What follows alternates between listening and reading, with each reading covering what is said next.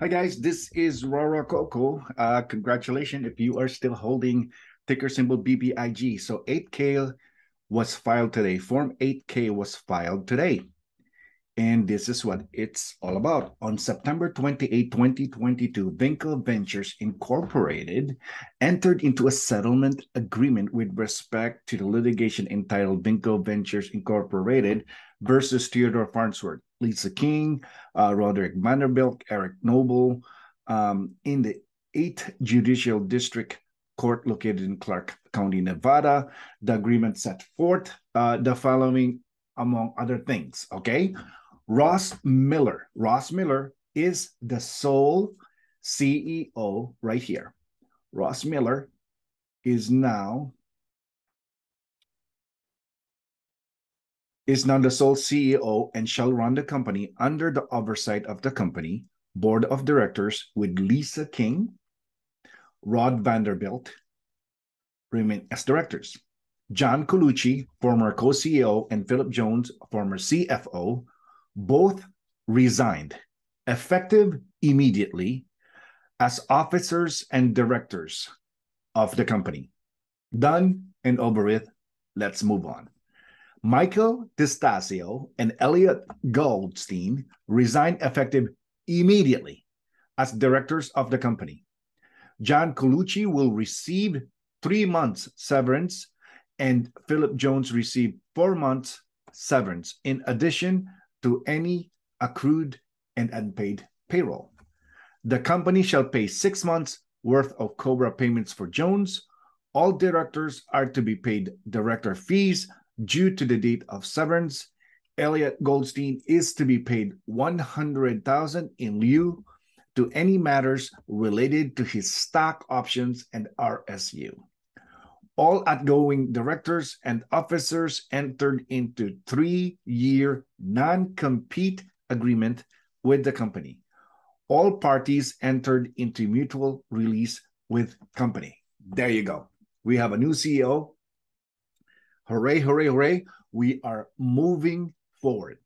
And with regards to Ortex right now, short sellers remain. They borrowed about 40 million shares, and until now, they have not returned that. They have this for almost a year now, and until now, they still have not returned that shares, okay? So that is really, really, really massive shares. So they borrowed 1.53 million again to short BBIG to bring it down below $1. It's because today is Friday.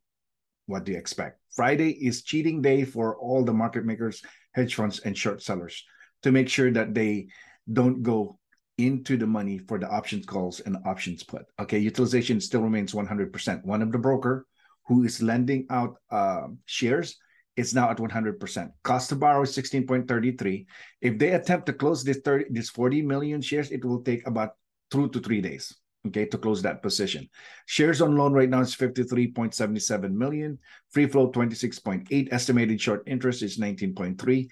And the total amount is $35.36 million borrowed by the short sellers and have not returned yet. If they return that, nuclear MOAS is about to happen. Now, with regards to Theodore Farnsworth, right? There is all of this SEC investigation. Let me ask you a question. Since when SEC becomes credible? Since when? All SEC does is what?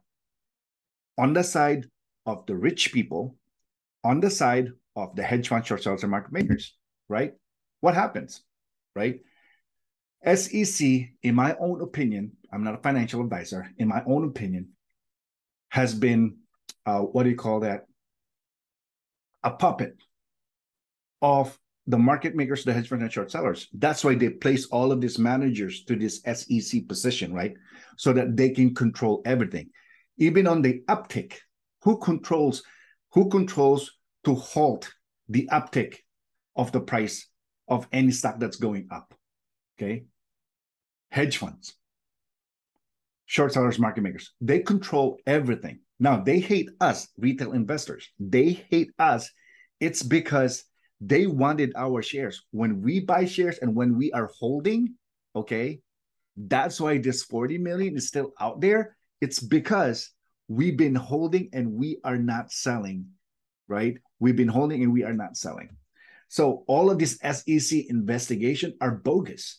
This is what do you call a propaganda of all the short sellers, the market makers, hedge funds. They got money, right?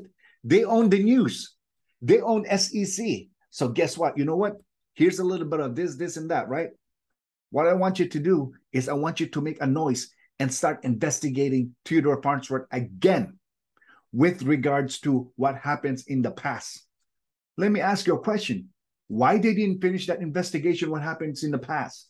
That's already in the past. Now you want to blow it up because the lawsuit that happened right now, they lost.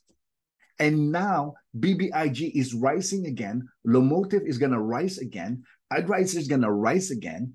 And then, of course, someone with the history, you're going to attack that person to bring the price down of BBIG again, right?